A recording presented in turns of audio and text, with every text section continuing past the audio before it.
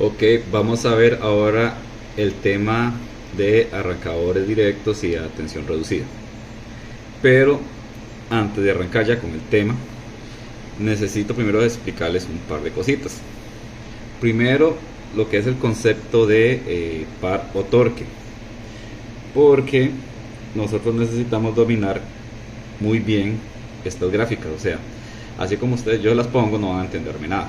Entonces, primero vamos a definir lo que es un par, un torque o un momento, y luego vamos a proceder con la materia de lo que es ya, bueno, arranques y entender lo que son estas grafiquitas. Entonces, bueno, voy a ponerles un video aquí pegado a este mismo eh, que habla sobre eso.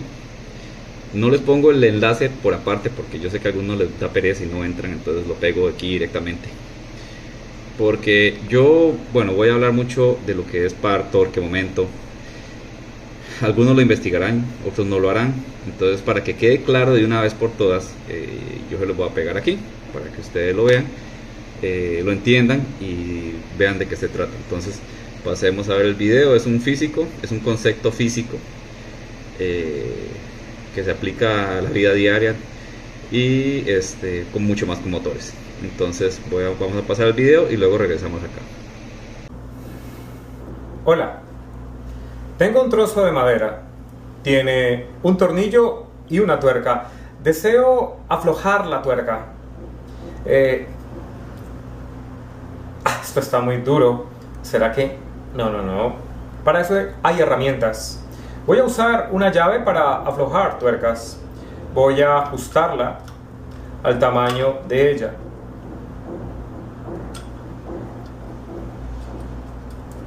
Bien. Ahora, si deseo aflojar la tuerca, aflojarla, debo aplicarle una fuerza a esta llave. La pregunta es, si deseo que la tuerca salga, ¿debo empujar para arriba o empujar hacia abajo? Efectivamente, debo empujar hacia abajo. Para que la tuerca salga, debo hacer girar la llave hacia abajo. Ahí la he aflojado. He efectuado entonces lo que en física se conoce como momento de fuerza o torque. ¿Qué es el momento de fuerza o torque? El torque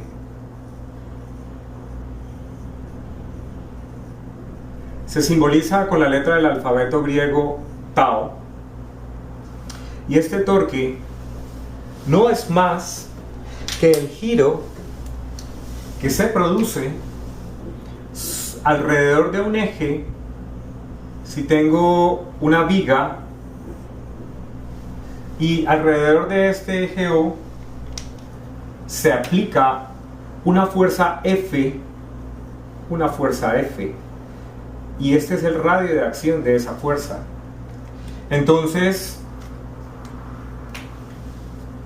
la distancia perpendicular que hay desde el punto de giro hasta el radio de acción de la fuerza, la distancia perpendicular, se le llama brazo. Y el torque no es más, entonces, que el producto de la fuerza aplicada por el brazo. Esa es la definición del momento de fuerza o torque. Entonces se va a producir un giro, este giro, que sería el momento de fuerza o torque. También en algún tipo de literatura lo vas a encontrar como una M de momento. Hay torques positivos y hay torques negativos. Si gira en este sentido, en sentido contrario a las manecillas del reloj, es un torque positivo. Es un convenio que se ha adoptado universalmente. Si gira en sentido contrario, es decir, a favor de las manecillas del reloj, es un torque negativo. También se puede utilizar la regla de la mano derecha. Si al girar mis dedos con el mismo giro, el dedo sale del tablero, es un torque positivo. Pero si al girar mis dedos el dedo entra al tablero, es un torque negativo. Si deseo entonces apretar esta tuerca, deseo que la tuerca entre, entonces debo hacerle un torque negativo, porque deseo que la tuerca entre, torque negativo, y el torque negativo entonces para apretar la tuerca sería en esta dirección. Ahí estoy apretando la tuerca y estoy ejerciendo sobre ella un torque negativo. Negativo. Bien. Las unidades del momento de fuerza o torque en el Sistema Internacional de Medidas son: las de fuerza son los newtons. Newtons. El brazo, al ser una longitud, la longitud entre el punto de giro y el eje de acción de la fuerza se mide en metros. Por lo tanto, la unidad para describir el momento de fuerza o torque son los newtons por metro. Esa es la definición sencilla de momento de fuerza o torque, que lo usamos cotidianamente todo el tiempo. Cuando abrimos una puerta, abrimos el grifo de la llave, hablamos. Aquí estamos girando el maxilar en torno a un eje de giro. Cuando movemos la cabeza, cuando destapamos una bebida, cuando simplemente se produce cualquier giro en la rueda de una bicicleta, en el timón de un auto, ahí está siempre presente el momento de fuerza o torque, y ese torque es directamente proporcional a la fuerza, es decir, que a mayor fuerza, mayor torque, y también es directamente proporcional al brazo. A mayor brazo, a mayor distancia entre el eje de acción, la línea de acción de la fuerza y el eje de giro, mayor torque. Si quiero conservar el mismo torque, un torque constante, la fuerza y el brazo son inversamente proporcionales. Por lo tanto, si yo quiero disminuir la fuerza que debo hacer para que haga el mismo giro, debo aumentar el brazo, porque son magnitudes inversamente proporcionales. Bien, espero entonces que esta explicación te haya servido. Te invito a que te suscribas al canal Física para Todos, lo compartas entre tus amigos y hagas tus comentarios. Un feliz día. Ok, una vez visto el video sobre lo que es momento de fuerza, torque o par torsional. Como les digo, yo en algún momento he hablado de eso y yo sé que, bueno, algunos se quedaron, o sea, de qué está hablando, qué se trata, pero bueno, mejor lo dejo en claro porque esto se usa muchísimo para lo que, como le digo, es diseño, montaje y todo lo relacionado con motores. Entonces, el término en realidad se refiere a lo mismo, lo que es momento de fuerza, torque o par torsional. También lo resumen como momento, torque o par. ¿Cuál es la diferencia? Bueno, la diferencia básicamente es que los conceptos de momento o torque son más internacionales y los conceptos de par es más del sistema inglés. Recuerden que nosotros tenemos un sistema inglés y un sistema internacional. Entonces, esa es la diferencia, pero al fin y al cabo viene a representarme lo mismo. Entonces, ¿qué es un torque?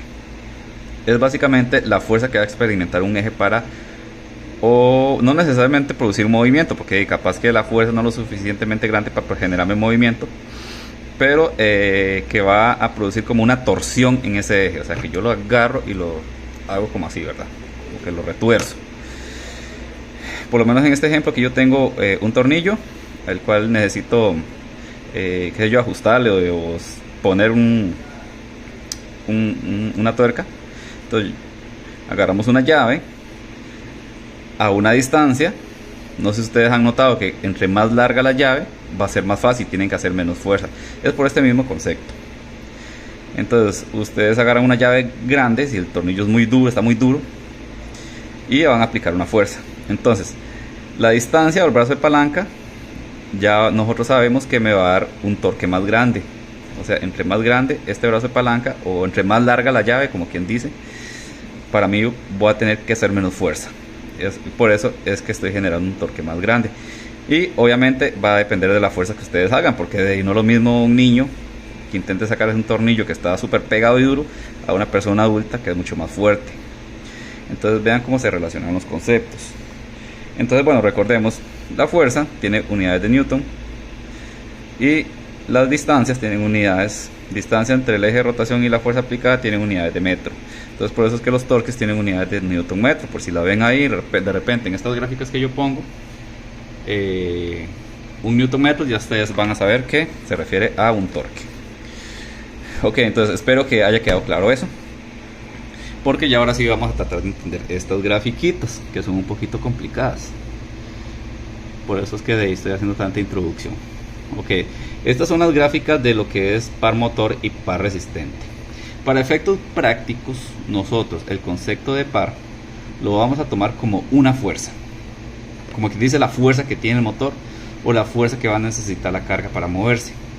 Ya sabemos que bueno, el concepto del par y no es solo una fuerza, sino que lleva implícitamente un brazo de palanca y bueno, todo el resto de conceptos, pero para simplificarlos y entenderlo mejor, nosotros lo vamos a tomar como una fuerza, como la fuerza que tiene el motor para hacerme girar esa carga. Recuerden el concepto de carga también, que quede claro de una vez. La carga es lo que yo le acoplo al motor en su eje, o sea, lo que yo necesito mover, ya sea que sea una picadora de caña, una ordeñadora, un molino, de esos que su mamá los pone a moler masa en diciembre. Muchos llegan y acoplan un motor para ahorrarse el trabajo, ¿verdad? Porque es cansado, hasta que le duele uno el brazo. Y todo lo que usted le va a conectar al motor para que le produzca el movimiento, el motor le dé la fuerza y bueno, ustedes apliquen ese motor en algo. Entonces a eso se le llama carga. Entonces básicamente en este tipo de gráficas yo voy a tener el par motor y el par resistente. Ya tenemos qué significa el concepto de par. ¿Por qué son importantes estas gráficas? Bueno, más que todo a la hora del diseño. Los ingenieros tienen que tomar en cuenta muchas gráficas a la hora de diseñar. Los técnicos tienen que manejarlas un poco porque dado caso que sé yo que pasó algo, la carga varió, el motor, la curva del motor varió, el motor perdió fuerza. Los técnicos tienen que estar en la capacidad de comprender eso para de solucionar problemas y todo el resto. Entonces, y a la hora de yo seleccionar arranques, sistemas de arranques, necesito también entender estas gráficas para seleccionar el correcto, o por lo menos entender de qué se trata, cómo es el asunto. Entonces, bueno, en este tipo de gráficas, por lo menos en esta vemos que tenemos el par motor y el par resistente. Todos los motores van a tener una gráfica de este estilo, o sea, todos los motores del mundo. Va a arrancar, va a bajar un poquito la fuerza. Bueno, va a arrancar. Vean que estas gráficas, bueno, no les he explicado eso, es una gráfica de velocidad versus fuerza. O sea, ¿qué significa eso? Es la velocidad que va a ir desarrollando el motor, la fuerza que va a ir desarrollando el motor con respecto pasa a la velocidad. Aquí tenemos velocidad 0 y aquí va aumentando hasta que alcanza la velocidad nominal. La velocidad nominal es como la velocidad en la que el motor trabaja normalmente, bajo sus condiciones normales para que él fue el diseñado. O sea, no se está sobreforzando ni se está forzando menos de la cuenta. Además de velocidad nominal, también tenemos un par nominal. Entonces todo lo que sea nominal es, como quien dice, condiciones normales, o sea, bajo las cuales el motor fue diseñado para funcionar en perfecto estado, sin ningún problema, no se va a quemar, no le va a pasar nada, no se va a sobrecalentar ni nada. Ahí fue para el punto en el que él fue diseñado para trabajar. Entonces vemos que, bueno, ya les dije, todos los motores del mundo van a tener esta gráfica en este estilo. Entonces yo lo que quería explicarles es que este punto nominal normalmente aquí se denota con el número 1. O sea, para que ustedes identifiquen aquí en esta columna dónde está el punto nominal, aquí le van a poner un 1. Entonces usted va descorriendo ese 1 y encuentra este punto. Este punto es el punto de unión del par motor con el par resistente. ¿Qué es el par resistente? El par resistente es el par de la carga, les dije.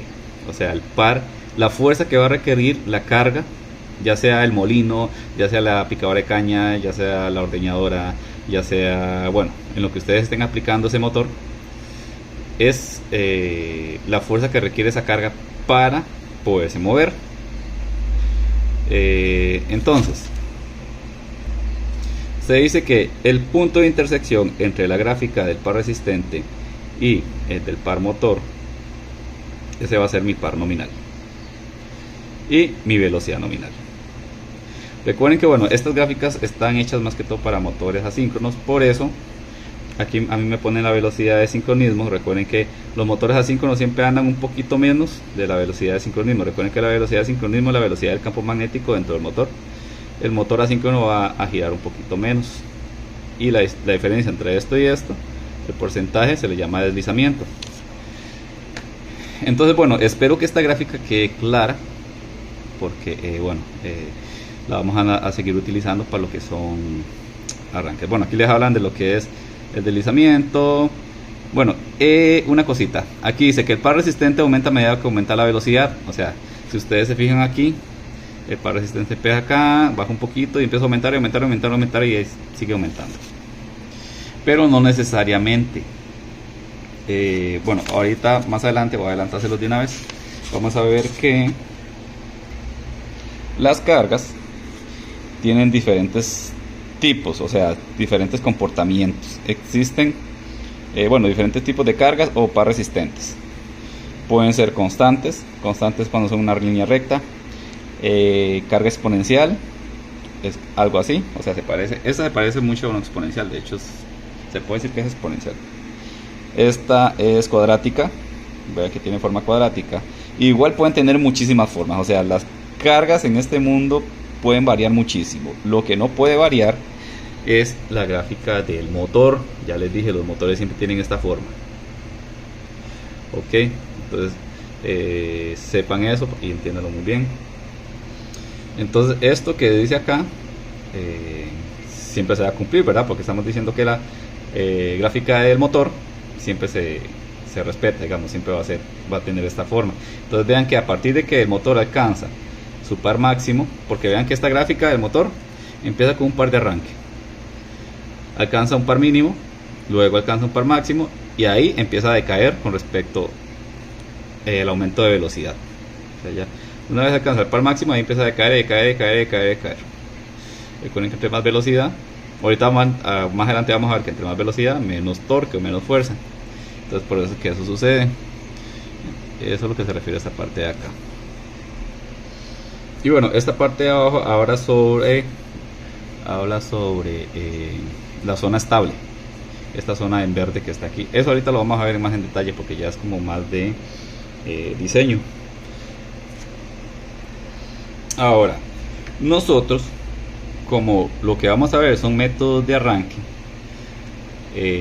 los métodos de arranque básicamente son métodos para que a mí se me baje esta, como que dice, gráfica de torque. Pero bueno, en realidad yo lo que ocupo no es bajar el torque, sino la corriente.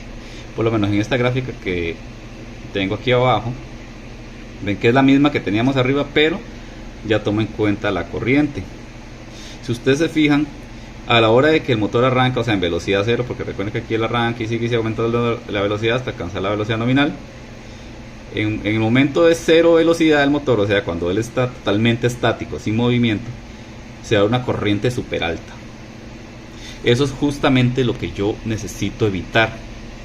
Porque, bueno, ahorita vamos a ver más detalles, pero por lo menos estas fluctuaciones de corriente altas a mí me traen muchísimos problemas, tanto en la red como en el motor. De hecho, estar arrancando los motores con corrientes altas, o sea, directamente, a esto se le llama arranque directo, o sea, cuando nosotros lo conectamos directamente a la red. Ya cuando son motores muy grandes, con motores chiquititos, los que usamos en taller, no, o sea, medio caballo, si acaso. Pero ya con motores de 15 HP, yo voy a tener muchos problemas en la red y en el motor, y bueno, esto me trae muchos problemas. Entonces por eso es que de una vez les adelanto que yo hago arranques en tensión reducida, que llaman, para evitar precisamente este pico de corriente tan alto que tengo acá. Y básicamente, ¿cómo logro yo eso? Bajando el voltaje de alimentación. O sea, yo alimento el motor con menos voltaje del que él requiere para trabajar normalmente, y esta corriente se me va a ir bajando también, obviamente, por ley de Ohm o ley de potencia también, ley de Watt. Entonces, bueno, básicamente lo que se hace es algo así. Bueno, de hecho, esta gráfica es de torque, o sea, debería parecerse a esta de aquí. De hecho, debería de parecerse más a estas de aquí, ¿verdad? Que tienen como una curvita que bajan y otra que suben. Solo que bueno, yo las hice así para simplificar. Entonces, ¿qué es lo que se logra a la hora de que ustedes bajan voltaje? Que esta gráfica del torque, vean que aquí está la T de torque, se me va a ir bajando con el voltaje. Vean que esta es la de 220 voltios, digamos, de alimentación por motor. Aquí a 202 voltios está un poquito más abajo, a 180 voltios está un poquito más abajo, y a 160 voltios está un poquito más abajo. Entonces, tomen en cuenta que con respecto yo voy bajando el voltaje de alimentación para reducir la corriente del motor en el arranque, también se me va a ir bajando el torque, o sea, la fuerza del motor se me va disminuyendo. Es algo que yo tengo que tomar en cuenta. ¿Por qué tengo que tomarlo en cuenta? Porque recuerden que con ese motor yo necesito mover una carga. El motor no se va a mover solito ahí, lo va a tener ahí en el aire dando vueltas como tonto. Entonces, cuando yo combino, digamos, la gráfica de la carga con la gráfica del motor, voy a obtener algo así. A la hora del diseño, o yo escoger un arranque, tengo que fijarme siempre que a la hora del arranque, aquí en velocidad 0, ¿verdad? Recuerden que esta es la velocidad, este es el torque. El motor tenga mucha más fuerza que la carga. Vean que aquí, bueno, yo tengo esta rayita que es la del motor, la morada, y la verde es la de la carga. Y en este caso, la carga está por arriba. O sea, digamos que arbitrariamente, digamos que la carga sea 10 y el motor sea 8. ¿Qué es lo que pasa? Ese motor no tiene la fuerza suficiente para mover esa carga. Entonces, el sistema ni siquiera se va a mover. O sea, el molino ni siquiera se va a empezar a mover. El motor va a calentarse porque él no logra arrancar. Recuerden que cuando él está conectado y no tiene movimiento se calienta muchísimo. Por eso que precisamente yo hago los métodos de arranque, porque cuando él no ha alcanzado la velocidad nominal, que es la velocidad en la que él trabaja normalmente, el motor se esfuerza muchísimo y se calienta muchísimo en todo este lapso, o sea, todo este lapso rojo, que de hecho se llama la zona inestable, dice aquí arriba. Se calienta muchísimo. Entonces yo tengo que evitar eso. ¿Cómo lo hago? Bueno, en este momento sería el peor de los casos porque él ni siquiera está arrancando. Ahí está, como quien dice, pegado y no logra moverse. Entonces, esto es lo que yo tengo que evitar, justamente. Tengo que diseñar algo así. Vean que esta carga era exponencial. Vean que esta ya es constante, ¿verdad? Tomando en cuenta esto de aquí. Entonces yo voy a siempre a diseñar con un método de arranque en el cual ese torque del motor me quede por encima, aquí al arranque, a la hora del arranque, de la carga, ¿verdad? Que el motor tenga más fuerza que la carga en ese momento de arranque, para que el sistema se empiece a mover y ya el motor alcance la velocidad luego nominal, ¿verdad? Recuerden que cuando se cruza esta gráfica de torque del motor con la gráfica del torque de la carga, en este punto, este va a ser el punto nominal o de trabajo. De hecho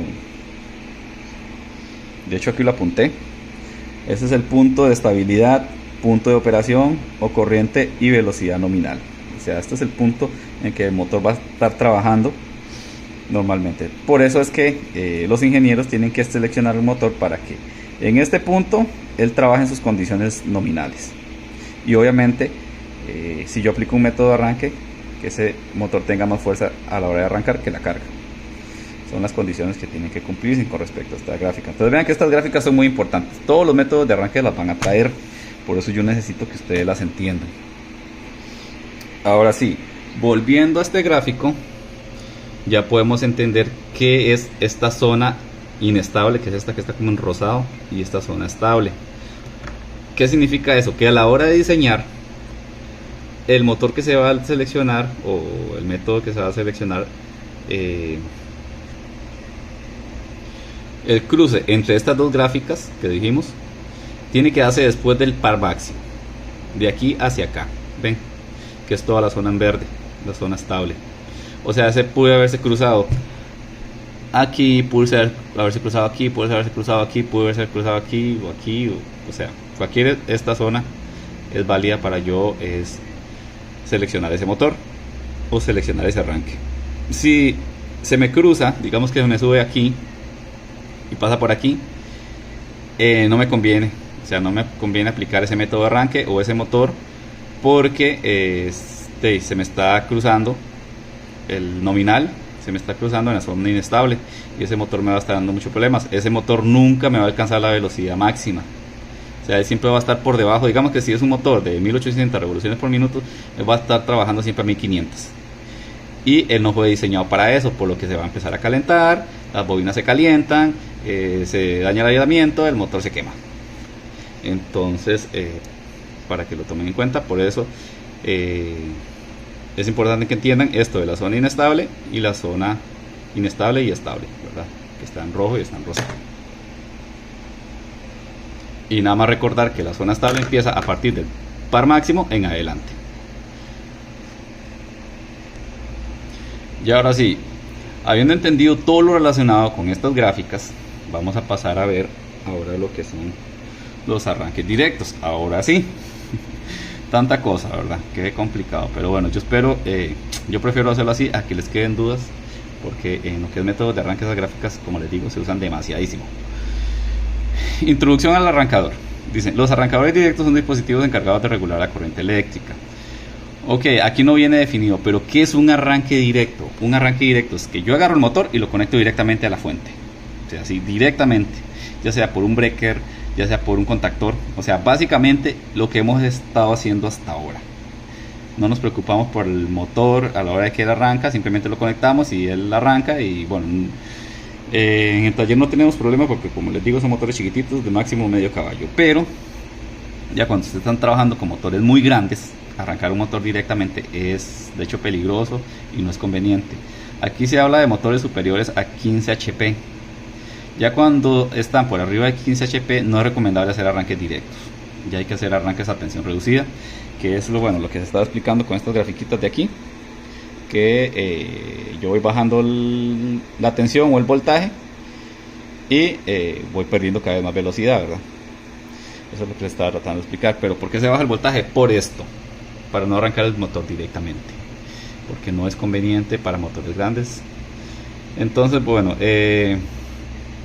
existe, vamos a ver, la posibilidad de que el motor sea conectado directamente a la red y que funcione perfectamente, o sea, como lo que hemos estado haciendo hasta ahora. Conectamos el motor y él arranca y no tenemos ningún problema de absolutamente nada. El inconveniente se presenta que si este motor se hiciera, la corriente absorbida en el instante del arranque son 7 veces mayor a la corriente nominal. O sea, se habla de que sea 5, 6, 7 y hasta 8 veces mayor que la corriente nominal. ¿Qué es la corriente nominal? La corriente nominal es la corriente para que él fue diseñado. De hecho, vamos a ver dónde estaba. Aquí en esta gráfica. Ven que este punto de intersección triple, por cierto, donde se va a intersecar la gráfica de corriente, la gráfica del par y la gráfica del par resistente, se le llama corriente nominal. También ahí va a estar la velocidad nominal, el par nominal y la corriente nominal. Esta corriente es la corriente en la que el motor fue diseñado para trabajar. O sea, no puede ser ni más, Dios guarde, ni bueno, puede ser poquito menos. Estamos diciendo que la zona estable puede ser a partir del par máximo en adelante, ¿verdad? Entonces puede tal vez bajarse hasta aquí, pero nada más. De aquí para atrás tampoco conviene. Entonces a eso se refiere con corriente nominal. Entonces la corriente nominal aumenta,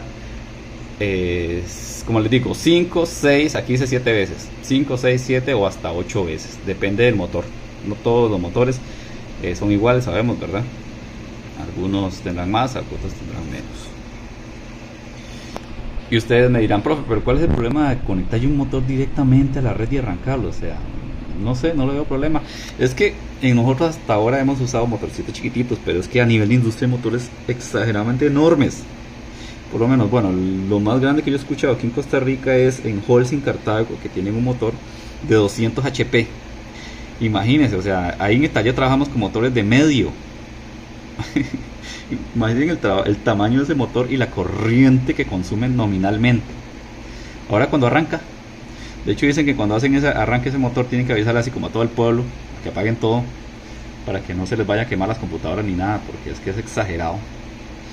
Entonces, bueno, ya cuando son motores muy grandes, produce muchas interferencias o perturbaciones en la red.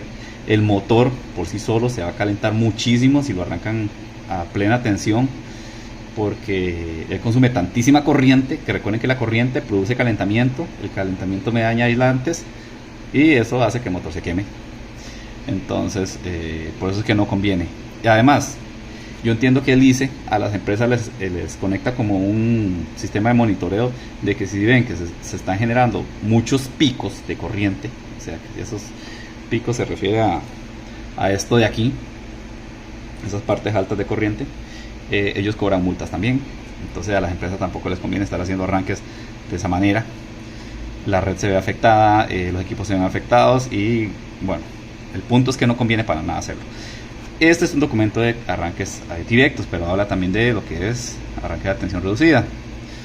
Entonces, ven, aquí dice, para evitar que la aceleración sea muy lenta, es necesario que los dispositivos de arranque se elijan en función de la carga y se eviten periodos muy largos de aceleración, lo cual ocasiona calentamientos en el motor. O sea, ¿a qué se refiere esto? Era lo que les estaba diciendo aquí. Que primero, ustedes tienen que tomar en cuenta de que la fuerza generada por el motor sea mayor que la fuerza de la carga, pero también tienen que tomar en cuenta de que sea bastante mayor, o sea, no puede quedar aquí como pegada prácticamente, tiene que ser considerablemente mayor, porque si ustedes diseñan así, muy ajustado como quien dice, el motor va a tener un periodo de aceleración muy largo, o sea, esta velocidad nominal va a durar mucho tiempo en alcanzarse. Y eso obviamente va a generar calentamiento, es como que si el motor estuviera casi parado, entonces tampoco conviene. Entonces por eso es que aquí dice esto, es necesario que los dispositivos de arranque se elijan en función de la carga y se eviten los periodos muy largos, o sea, aplicar estas curvas de diseño. Bien, se eviten periodos muy largos de aceleración, los cuales ocasionan calentamiento en el motor. Entonces, en conclusión, los diferentes sistemas de arranque están encargados de aplicar una menor tensión nominal al estator del motor y aumentar la resistencia del circuito del motor. Ok, eso de la resistencia vamos a ver después por qué, porque aún hay algunos métodos para yo aumentar la resistencia, como quien dice, de una manera artificial, agregando resistencias. O sea, no es precisamente con la resistencia que tiene el bobinado, sino que yo le agrego resistencias. Eso luego lo vamos a ver. Bueno, este es un diagrama de un arranque directo. Como podemos ver, es básicamente el arranque que hemos estado haciendo. O sea, ven aquí la memoria, aquí el botón de arranque, aquí el contacto de memoria, botón de paro, protecciones y luz. Aquí están las partes. Aquí está el circuito de potencia, circuito de control. Ok, sistemas de un arrancador directo. Aquí habla de eso, de que bueno, se aplica para motores superiores, inferiores a 15 HP. O sea, por debajo de 15 HP se pueden arrancar directamente sin complicarnos la vida. Ya por encima de 15 HP ya hay que hacer arranque a tensión reducida. O sea, aplicar los métodos estos que vamos a ver ahorita más adelante de arranque a tensión reducida. Y bueno, esto que dice aquí adelante es que, digamos, tanto el breaker como el contactor se diseñan con respecto a la corriente nominal, porque ellos ya toman en cuenta esas corrientes pico de arranque. Ellos ya saben que no van a durar mucho tiempo en teoría si ustedes diseñaron bien. Entonces, todo se escoge con respecto a corrientes nominales. No se pongan a escoger contactor ni breaker con respecto a corrientes de arranque, porque pues les va a salir muy caro, ¿verdad? Son 7 veces más grandes. Estamos hablando de 7 a 8 a veces más grandes. Entonces eso se hace con respecto a corrientes nominales. Aquí están las corrientes, las gráficas de las que les estoy diciendo. Todos los arranques la tienen. Entonces vemos aquí la gráfica de corriente, que es en este caso 6 veces, es que ahí casi no se ven, voy a ver si le hago zoom, es 6 veces la corriente nominal. Recuerden que la nominal es 1, ¿verdad? Y vean que en el momento de arranque esa corriente me está aumentando 6 veces. Aquí tenemos la gráfica de par. Esta gráfica es de intensidad velocidad, aquí las pusieron como aparte, porque en este otro documento que estábamos viendo ven que pusieron todo como junto, entonces hace mucho colocho. aquí las ponen como aparte. Esta es la de intensidad y esta es la de par. Entonces vemos aquí la del motor, vemos aquí la de la carga, que también tiene como una forma exponencial. Aquí el punto de unión, vean que casualmente es el 1. Estamos hablando que son los datos nominales aquí de tanto par como velocidad. Este es el punto de diseño que les estaba diciendo la vez pasada. Otros métodos de arranque, bueno, estos ya son a tensión reducida, el directo, inserción de resistencias, estrella delta. Bueno, eso lo vamos a ver más en detalle después, cuáles son los otros métodos de arranque. Aquí, bueno, habla sobre el método de arranque directo, cuáles son las partes, los componentes que yo necesito para crear un arranque directo, y ya más detallillos. Aquí un par de conclusiones, y bueno, básicamente eso es lo que se tiene que saber sobre arranques directos. Ahora vamos a pasar lo que son arranques a tensión reducida.